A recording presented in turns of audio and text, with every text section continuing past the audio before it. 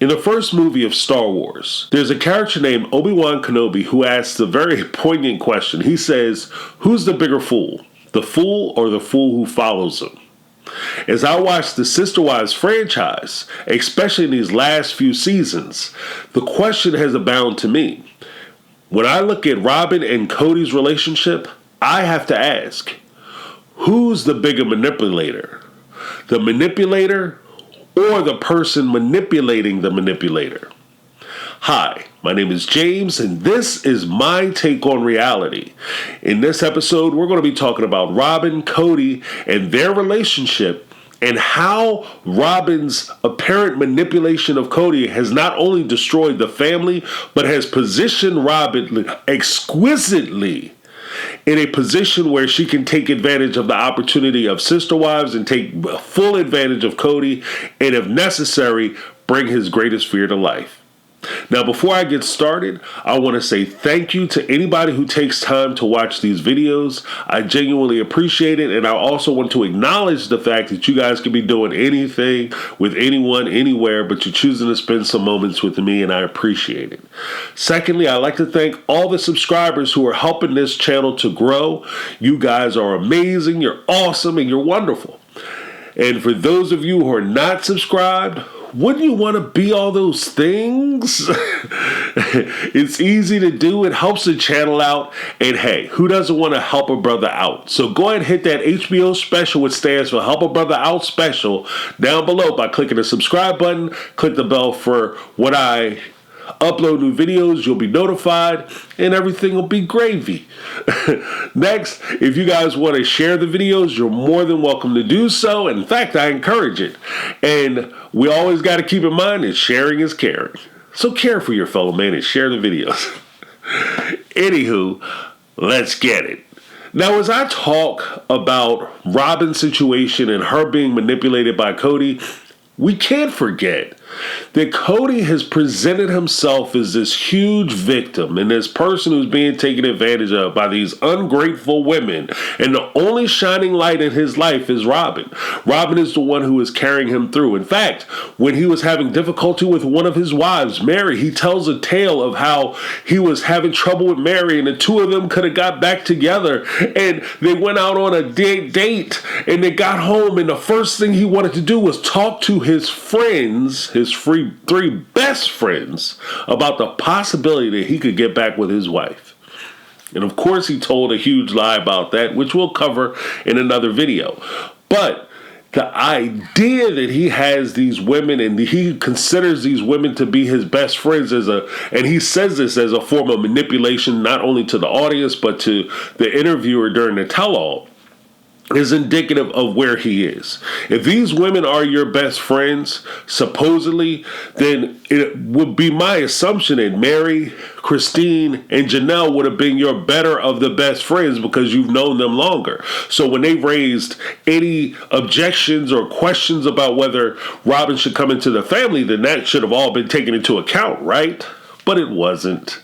So that begs the question that Kody is manipulating everyone. If you have properly selected your friends, you have chosen people who are about you and want to see the best for you, and they're encouraging you, and you trust their judgment and other things, and you seek counsel with these individuals, then if they present a problem for somebody that you're dating, they see things that maybe you just don't see, then you have to take their positions into account. You don't just dismiss it, because the truth of the matter is your friend will see things from a mile-high view, and they have a perspective on this situation that you don't have. You're tied into this relationship because you're emotionally invested in this relationship.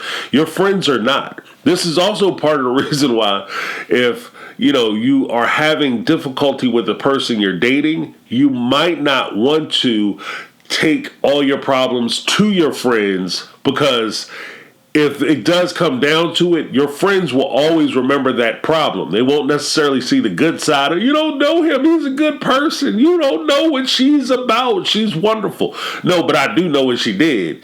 And she's a terrible person for that. She's trash for that. So I don't mess with her no more. So that you have to walk a fine line. But if your friends are seeing that you're dating someone and all the secret, goings on between the two of you aside, and they still have issues, you have to weigh those issues. And had Kody taken the time to actually weigh the issues and the problems and the things that his wives at that time, quote unquote wives, Meri, Janelle, and Christine were bringing up about Robyn, then he might find himself in a different position than he's in now. First and foremost, Robyn is easy to blame. We can all say that Robyn is the problem. The truth of the matter is, Kody had his hand in it, and Robyn couldn't do anything to these marriages and Kody's relationships without Kody's full participation. So Kody has his hand on the lever as well. So I don't want to just blame it all on Robyn and saying, had Robyn never come into the family, then there wouldn't be no problem, because Kody is the problem. Kody is the one thing that is the one issue that is consistent throughout all these problems. So Kody is the problem. Robyn just takes advantage of the problem. And I think that that's what the audience picks up on with regard to seeing how she interacts with everybody and how she's manipulating the situation. Now, when it comes to Robyn and the tell-all and how TLC is handling her, to be honest with you, based off of the tell-alls that they've had previously, I think that the superior way that they went about the tell-all this time around with the one-on-ones is actually better. I know a lot of people disagree with me on this point, and that's fine. But I think that it works out better. Why? Because in this instance, even Kody says that Robyn is a better communicator. I don't think that Robyn's necessarily a better communicator. I think that Robyn is a better bullshit artist. I think Robyn is easier, has a way of manipulating and turning a situation that Kody doesn't yet have mastery of. So he likes the way that Robyn communicates because they basically are saying the same thing. It's just that when Kody says it, it sounds like shit. When Robyn says it, it tastes like sugar. So when rubber meets the road, he prefers to have a situation where Robyn is able to express her thoughts and smooth the edges of everything that he says. Now, if they had done a full-blown tell-all with all the people on the stage and all the people kind of pointing fingers and saying what they're saying, when rubber meets the road, as Janelle said, typically in those environments and you have everybody on stage, the wives can cover for each other. Everybody can cover for each other. If you get a question that you don't really want to answer and you're kind of stumbling through,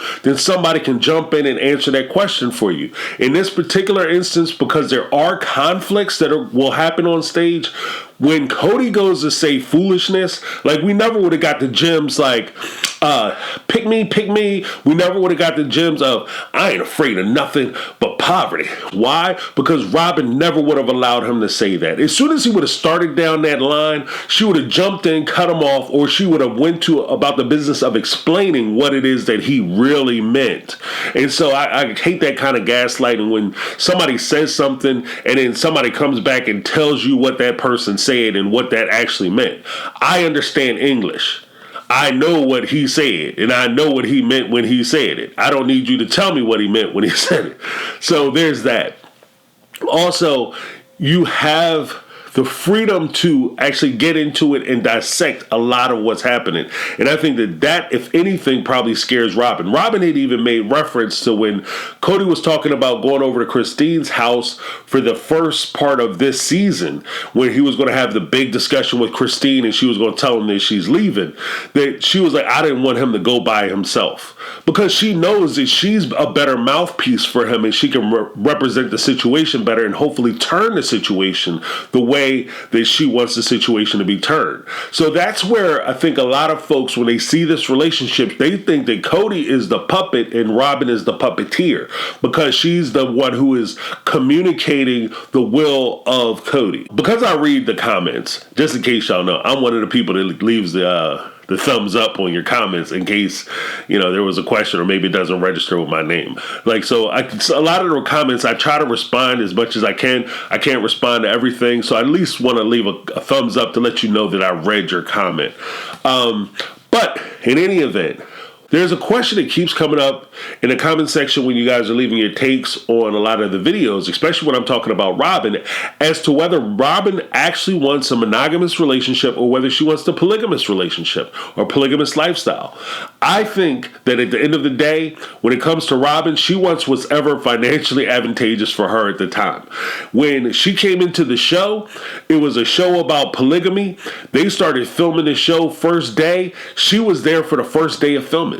She wanted to be on TV. She wanted to be famous. She wanted to get herself financially settled. And this TV show and the Brown family was an opportunity for her to do that. When she first presented herself, she came in as the lost lamb, the innocent soul, the one who has no idea what's going on. I had no idea. I'm going to cry because I don't know what's happening. Boo hoo hoo. And she does that whole bit.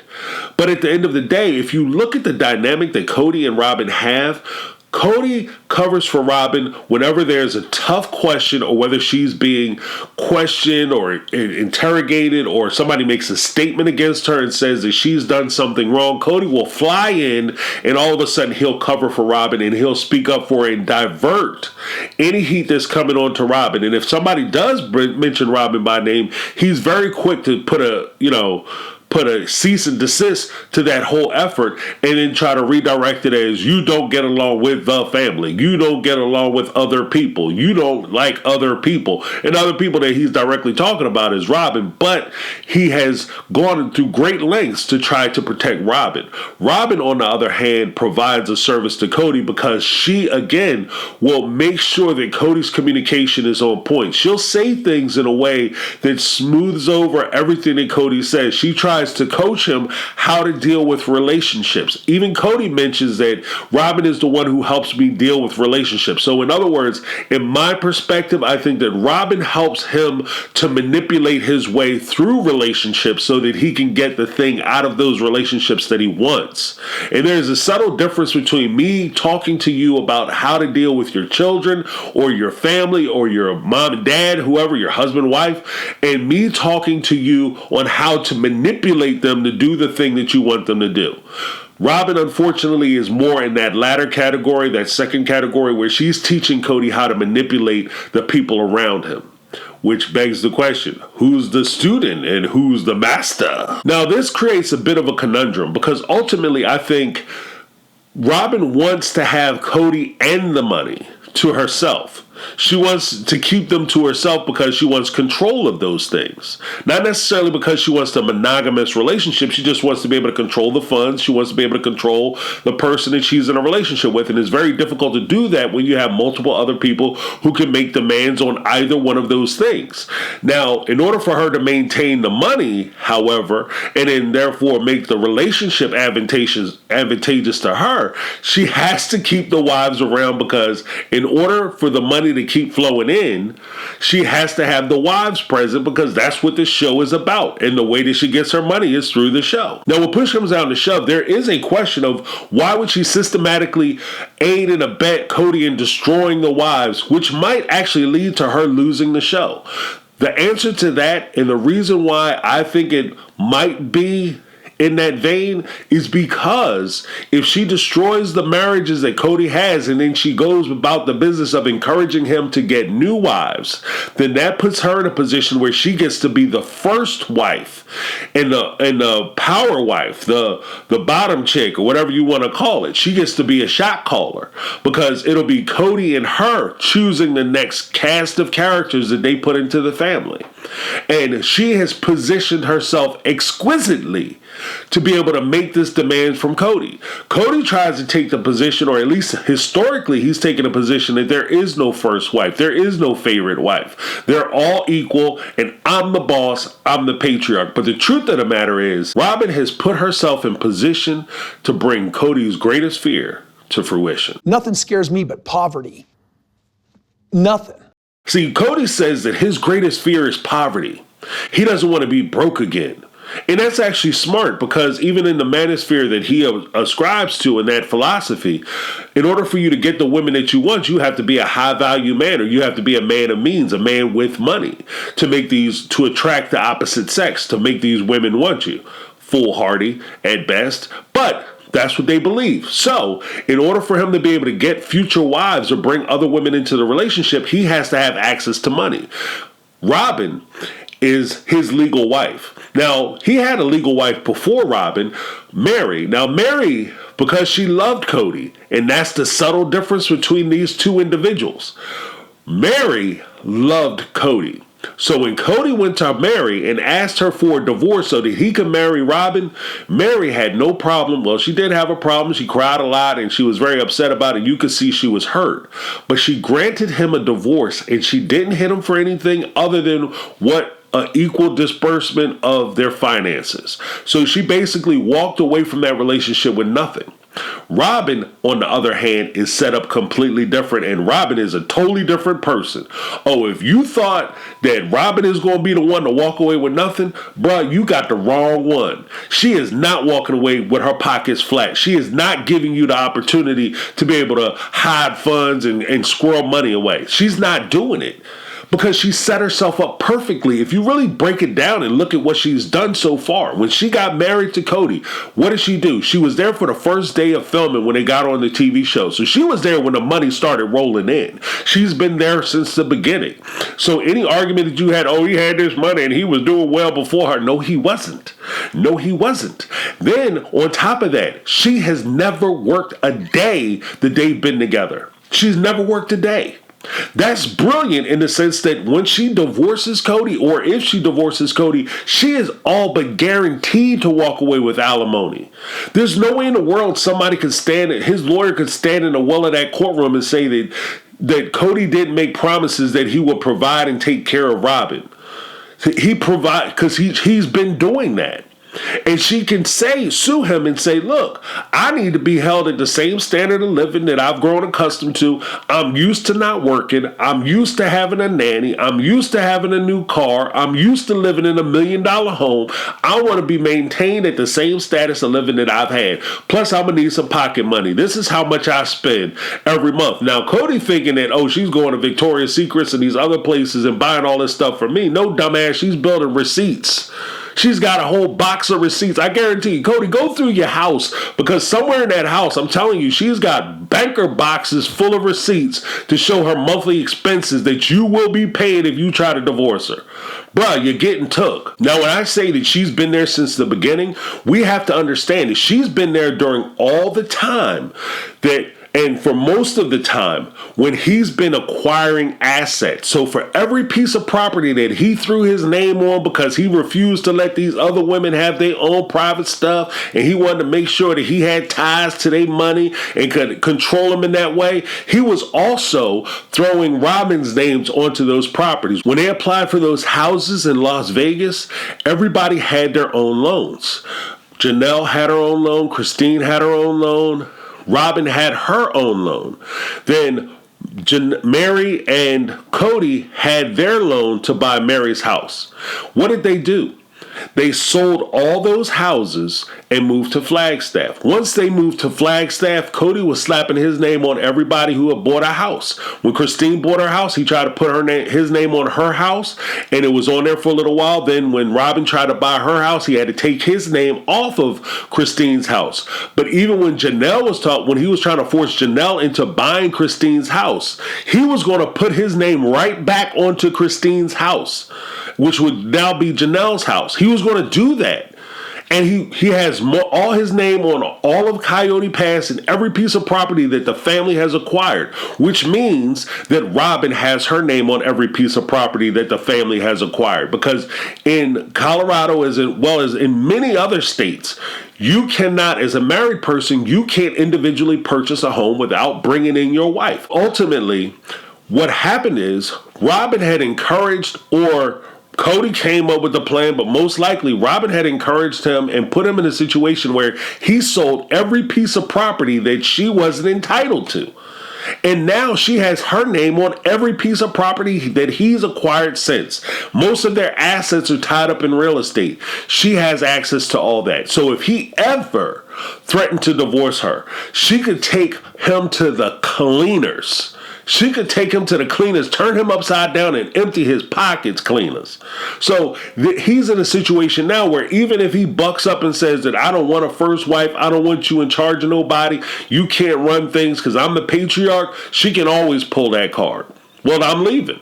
And I'm taking everything with me. And on top of me suing you for half your stuff, then on top of that getting alimony, I'm going to take you to child support court, and then I'm going to get child support on top of that. Now, when we talk about new wives and a new wife situation where all of a sudden Kody and Robyn might be interviewing new wives, this is a big case of stupid. Because when rubber meets the road, there's only two types of women that Kody and Robyn would have available to them. One was going to be somebody who is looking for advantage and they broke.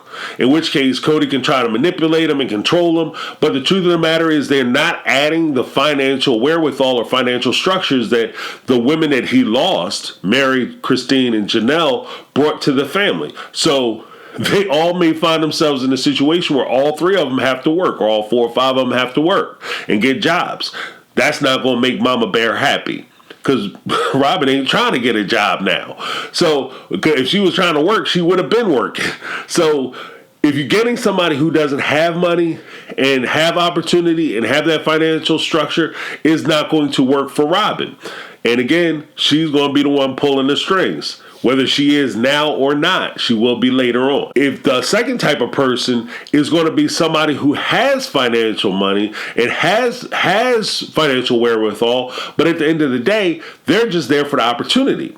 This person is going to be extremely dangerous because at the end of the day, they don't care about you. They just want to get their face on TV. So they'll play the I'm married to Kody and we all one family game up until the point they get on the show, and then they're going to pull a Christine and they're going to try to bounce and get their own show or their own spinoff. They'll be there long enough so that they can get their name out there and they can start creating revenue for themselves and be famous as they want to be. And then that will be the end of that relationship. So Kody has placed himself in a position where he's turned his back on the women who have supported him and taken care of him and helped to build him up in favor of somebody who is there for an opportunity. That type of woman will not just be a model for the future wives because they're going to teach them how to deal with Kody and be subservient to Kody. No. They're going to be a model for the future wives because the women that he gets after these other 3 women have left him and the other women who are going to model themselves after Robyn are going to be there for the opportunity that Kody can provide by being on a TV show. Now, if the show goes away and he loses the opportunity to be on TLC,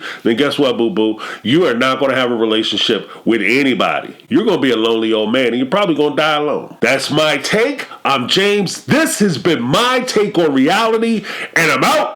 'Cause I've been living